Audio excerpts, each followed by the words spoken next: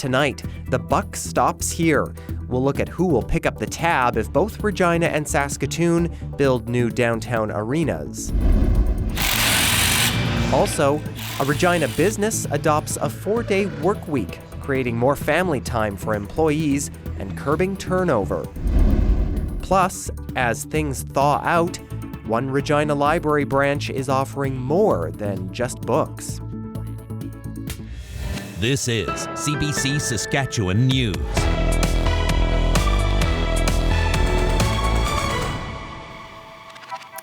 It is Friday, April 14th, and the CBC Saskatchewan News starts right now. Good evening and thanks for joining us. The cities of Saskatoon and Regina are both looking to build a downtown arena. The price tag would run into the hundreds of millions of dollars. Alexander Kwan with more now on how governments and taxpayers will be required to pitch in. Regina has just started to explore the possibility of a new arena somewhere in the city's downtown core for a cost of, at minimum, $156 million, while Saskatoon has already spent $42 million purchasing land near the Midtown Shopping Centre.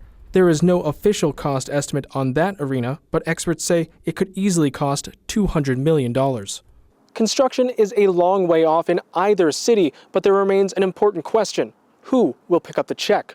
So far, the answers we've dug up indicate every level of government and possibly private entities will need to open their proverbial wallets. I think it's fair to say that a facility in either Regina or Saskatoon wouldn't get built unless there was, the three levels of government involved. Don McMorris is the province's Minister of Government Relations. He says that he's had conversations with the mayors of Saskatoon and Regina, but has not received any formal request for funding. He expects that to change, but says the province won't pay the total cost. But we're waiting on the federal government to come through with another infrastructure program so that all three levels of government can share in the cost. One expert who specializes in the economics of sports and arenas says a downtown arena in a small city won't be lucrative enough to attract private investors. There's lots of public parks out there that don't generate you dollars and cents, but you still might want to have them because it's an amenity for the local population. Again, neither of these towns is big enough on their own, probably to be able to have a large privately financed facility. And without some sort of facility there, you're not going to get any of the large concerts that come through. With aging arenas in both cities, Victor Matheson says it makes sense for public money to be used to build new arenas. He believes that if the province does end up providing funding, it will not choose one over the other, especially if the projects get off the ground at the same time. And quite honestly, I think you're much more likely to get two new facilities in Saskatchewan if they both come on the same time, rather than if they try to do these, 5 or 10 years apart. The Economist says that public buy-in is important if each project is going to succeed and if they want dollars from the provincial and federal governments. Alexander Kwan, CBC News, Regina. A new rapid housing project in Regina has reached a major milestone. This is a 29-unit housing complex for people who are chronically homeless. It was just over 6 months ago that the Big Block Construction Company held a sod turning ceremony at this location on Broad Street North. The Saskatoon company builds modular units in a factory setting, then transports them and lifts them into place with a crane. The owner says the only holdup was red tape. I actually believe that we can build housing as fast as community needs it. But what if we can't deliver that housing because we bump up against barriers? What if we run across inefficiencies and red tape that slow us down? When a building permit takes longer to approve than it takes to construct the building, there's a problem with the process and the regulations in play. Ottawa provided most of the money, about $7.8 million. Then the city partnered with Silver Sage Housing Corporation to develop the project. Regina Treaty Status Indian Services will support residents once they move in, likely by the fall. 1, 2, 3. A Another housing complex, this one for women who were released from jail, was officially opened in Saskatoon today. The Saskatoon Tribal Council is in charge of this facility, but it's financially supported by all levels of government. The housing units are intended to keep Indigenous women off the streets and to make sure they don't end up back in the correctional system. There will be support staff on site at all times to help the 18 women living at the facility. They will have their own private suite and can stay up to a year and a half. Whether they stay the full 18 months or just partial, it'll now have a good positive effect on rehabilitation for program services, dealing with mental health, dealing with addictions, getting their children back, maybe getting them into education or a job, and making them part of the economy, right? So for us, it's very important that we really invest in women. The Saskatoon Tribal Council chief says this program can save lives and create hope among Indigenous women who want to turn their lives around. The first participants in the program will arrive at the housing unit on Monday. There's already a wait list of 100 women. A new hurdle is emerging for apartment hunters. Securing an affordable place was already an imposing quest for many, and now some are being asked for personal information just to look at one. Julia Wong has the story. Jump here. This cramped hotel room is home for Vanessa C. while she looks for a place to rent for her family.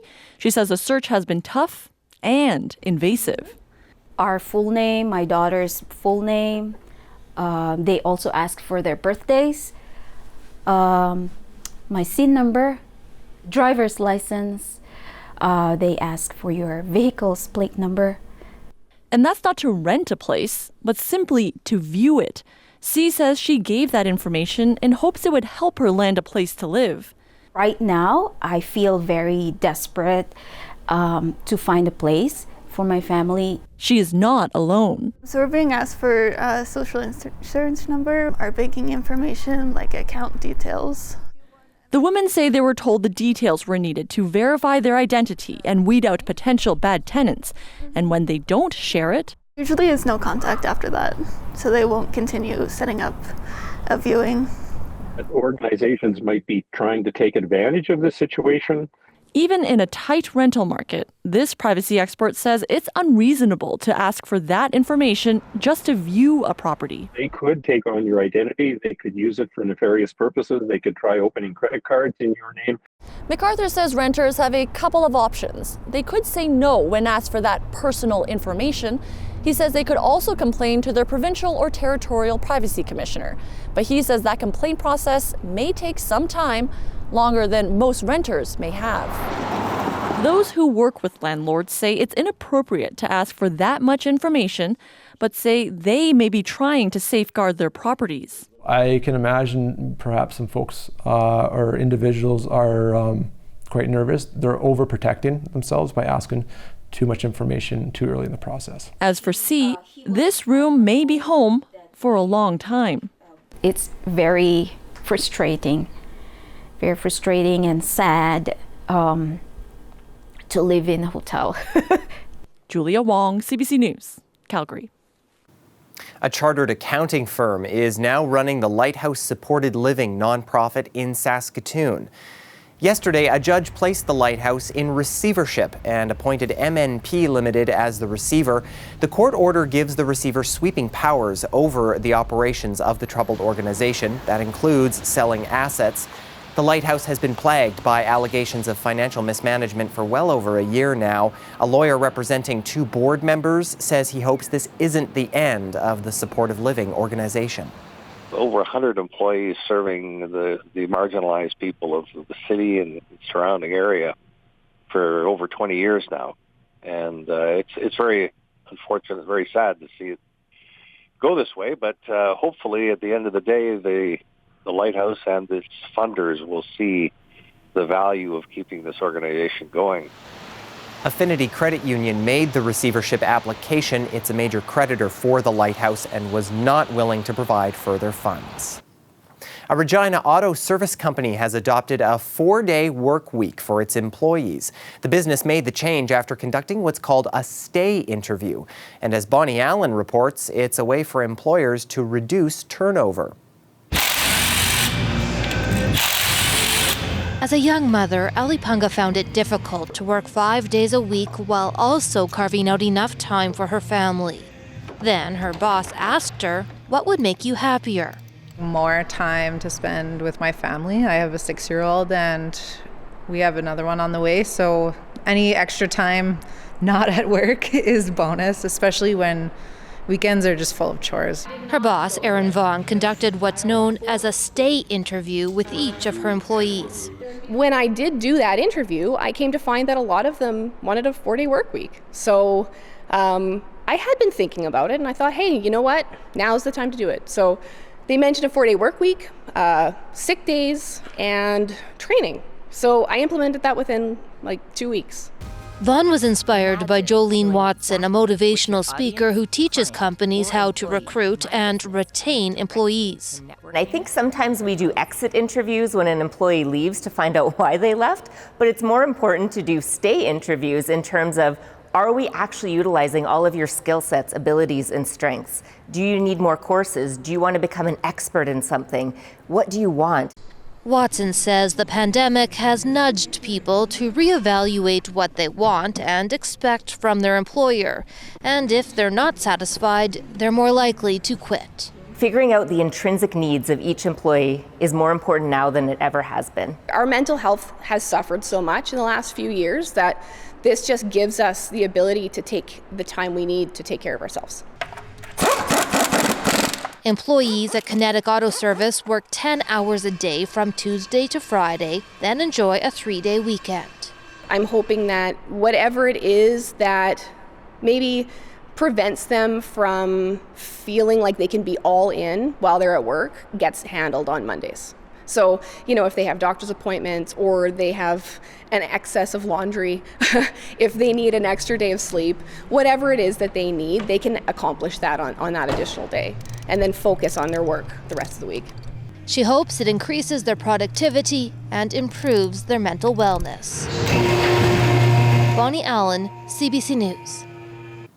Well, the Riders may not have had a very good season last year, but receiver Kean Schaefer-Baker was a bright spot for the team. And now we know he's going to be sticking around Riderville. Schaefer-Baker has signed a 2-year contract extension with the Green and White. He was going to wait until he was a free agent to see what that offered, but he changed his mind. The team came with an offer that was hard to pass up on. My agent had been working very hard to get something done, and this is just where I love to be, playing in front of Saskatchewan and Rider Nation. There's no better place to be. And yeah, this is just a dream come true. Schaefer-Baker says the NFL is still his ultimate goal down the road. The 24-year-old from Mississauga came to the Riders in 2021 after playing 4 seasons with the University of Guelph. He had 68 catches last year, 5 of which were touchdowns. Well, the weather is warming up and the ice is getting thinner. The city of Regina is warning people to keep pets on leash near the water and talk to your kids about staying away from it. The city says if you see someone on the ice, you should call police or call 911 in an emergency. It also says if a pet breaks through, do not attempt a rescue because you could put yourself and others in danger. Now, Heather Morrison says there's plenty of warm weather in store this weekend. She'll have your forecast when we come back.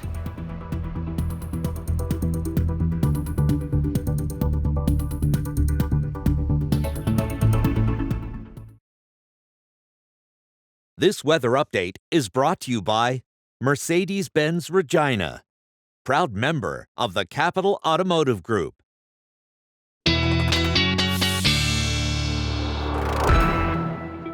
And Heather Morrison joins us now with a look at our forecast. Some improvement from yesterday, Heather. I hope we get to keep that momentum going for the weekend. Oh, Ethan, we absolutely do. Today is a great day to be doing the weather. But first, let's start with the skies and check out what's going on with that Colorado low.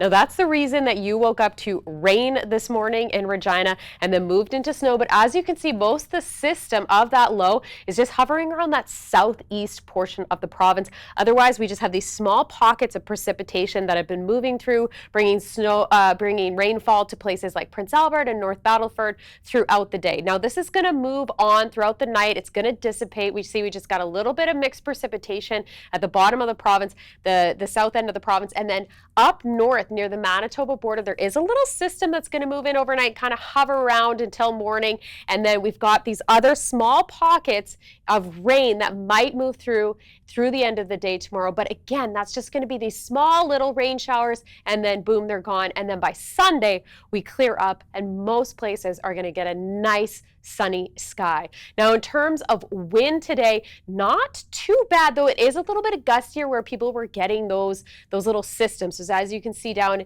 in Estevan, it's a little gustier, and then up in Prince Albert, it's about 44 in terms of kilometers per hour in terms of wind speed. So in those places, Bob Dylan was right. You don't need a weatherman to tell you which way the wind blows. But otherwise in this province, I'm still employed because that wind is really not a factor today.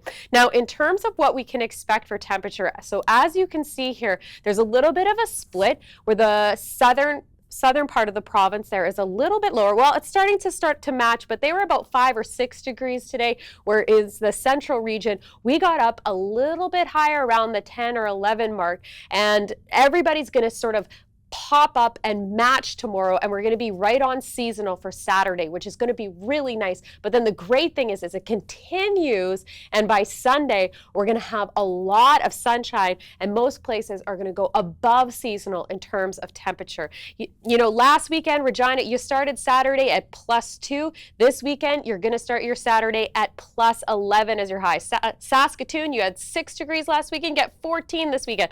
Prince Albert, 3 degrees last Saturday, you got 13 degrees. So the reason this is happening is that we're shifting in the upper atmosphere. So you can see this is where we're sitting right now. But as the weekend moves along, that warmer air starts pushing into the province. And here you go. Here is Sunday. You can see that nice warm air coming in. So let's take a look here at the 7-day forecast for Regina. So you finally, that rain and snow is gone. So you're going to have a nice weekend. And then it looks like we have a lot of mixed precipitation that's going to be moving into the province next week, hitting Regina by Monday, and Tuesday it's going to arrive in Saskatoon. But as you can see there, on the weekend, Ethan, we've got a really nice temperature, Saturday 14, and then sunny and on Sunday as well. I have to say that's the first time I've ever used the emoticon that's just the sun, no clouds. So looking forward to that tomorrow.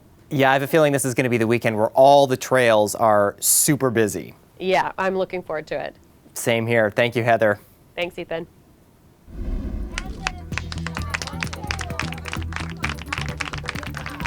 Scenes of celebration in southern Spain as a 50-year-old extreme athlete emerges from a 70-meter deep cave where she has been living for 500 days with no contact with the outside world. She spent her time reading, knitting, and trying to exercise. Doctors monitored her remotely but did not contact her until her time was up. They'll use the information in the study to study how isolation affects human health and sleep patterns. We're back after the break.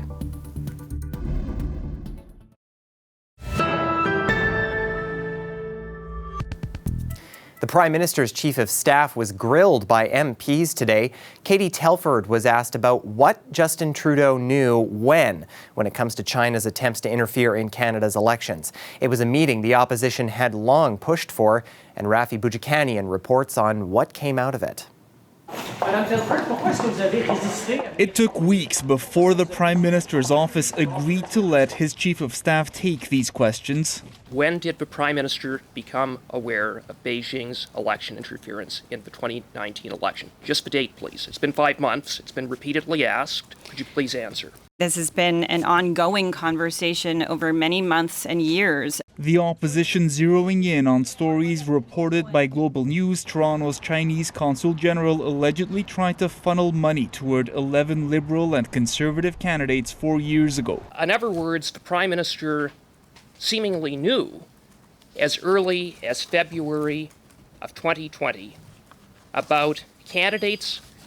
Why has he misled Canadians for the past 5 months? So I can confirm that if they are documents that he received, he absolutely read them. I can't get into, unfortunately, in this public setting, what was or wasn't briefed on. For months, the Liberals have said national security issues may preclude a full public disclosure of their knowledge on foreign interference. That didn't stop renewed calls today for a public inquiry. Trudeau's chief of staff didn't weigh in either way. It's not clear what the question should be. It's not clear what body is best to look at it given the sensitive nature of the information. This is almost entirely national security information.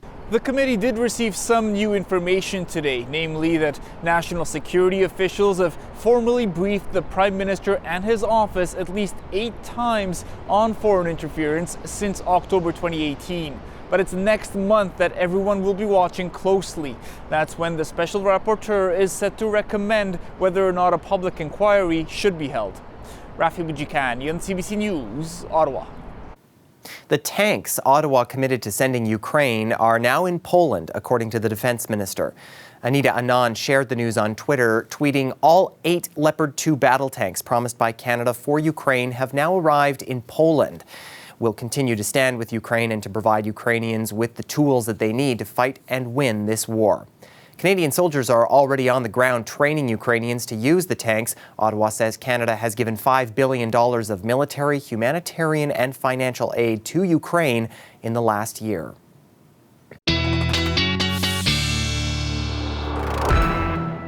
And Heather is back with one last look at our forecast. Should be a pretty nice night in the province here, Ethan. Let's take a look at what Regina's going to be seeing now. Fortunately, still dipping below the freezing mark in terms of temperature, going down to -3. But that snow and rain that you've been experiencing for the last 24 hours, that's going to be over with. And you can see still below that freezing mark when we get up on Saturday morning. But at least the sun is coming back out for you folks. So there you go, +9 by noon, mostly sunny. So that nice Saturday that we promised you is on the way. Saskatoon not dropping below 0, should be a fairly clear night. The wind is going to be pretty mild in both the major cities in this province, -2, and then warming up quite a bit. Time for some yard work across the city. It's going to be +11 here by noon tomorrow. Loving that sunshine. Thanks so much, Heather. And with weather like that expected over the weekend, you may also be thinking about what you'll plant in your garden or even starting your seedlings. And if you're in Regina, the Public Library's Prince of Wales branch can get you started with their seed library. Here's how it works. Well, we launched in the beginning of March, and we're continuing until October when the people harvest their seeds. We expect the seeds to come back. That is how we operate as a seed library. You borrow the seeds, you plant your produce, and then when you harvest them, just save a little bit of seeds and send them back to us. A lot of credit has to go towards Edmonton Public Library and a whole bunch of other libraries across Canada who have developed their own seed libraries in support of their own programming. And we just took the ball and kind of ran with it. A lot of focus is right now on our flowers. Like, we have a lot of donations occurring from our local gardeners as well as from Nature Regina, one of our partners. And they've been donating a whole bunch of native Saskatchewan and Regina flowers. March is a very prime time to start your seedlings, and then you plant them in May. And those seedlings become the actual plant in May or in June. Regina Public Libraries has always provided a whole bunch of gardening programs, even throughout the year, in the deep of the coldest of winter.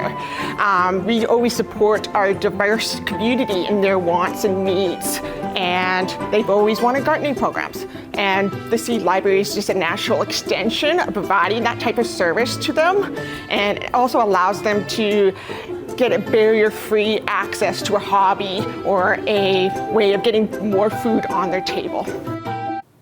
Great for all the green thumbs out there. That is it for us tonight. For news anytime, you can always head to our website or subscribe to the CBC Saskatchewan YouTube channel. Heather and I are back with more local news and weather at 11. In the meantime, thanks for watching and have a great weekend.